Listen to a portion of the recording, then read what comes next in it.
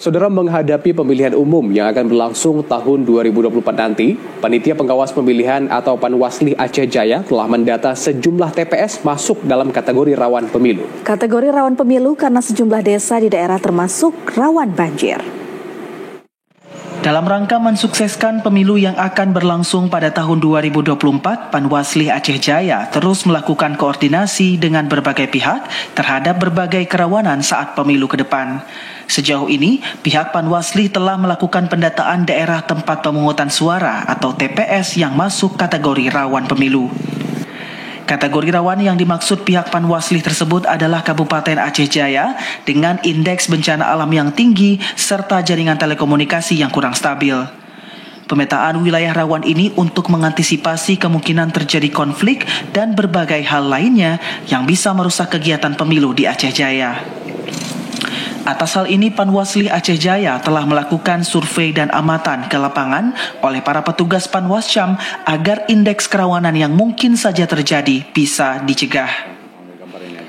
Di mana Kabupaten Aceh Jaya sendiri memiliki TPS mencapai 311 lokasi dan 1 TPS khusus, sehingga dengan jumlah TPS yang banyak dan ditambah luas daerah, kerawanan pemilu bisa saja terjadi. Koordinator Divisi Hukum Pencegahan Partisipasi Masyarakat dan Humas Bawaslu Aceh Jaya, Henry, mengatakan sejauh ini pihaknya telah mendapatkan TPS yang masuk rawan pada pelaksanaan pemilu ke depan.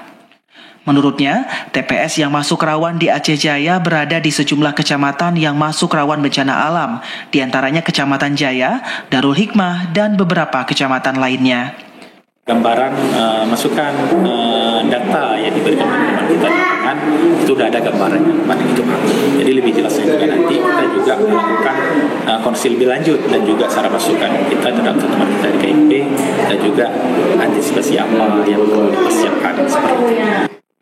Sebagai bentuk pencegahan indeks kerawanan yang bisa muncul pada pemilu 2024 mendatang, sejauh ini Panwasli Aceh Jaya terus melakukan koordinasi dengan berbagai pihak, baik dengan KIP, TNI maupun Polri, sehingga tahapan pemilu baik Pileg, Pilpres, dan Pilkada bisa berlangsung sukses, aman, dan lancar. Dari Aceh Jaya, Musliadi, TVRI melaporkan.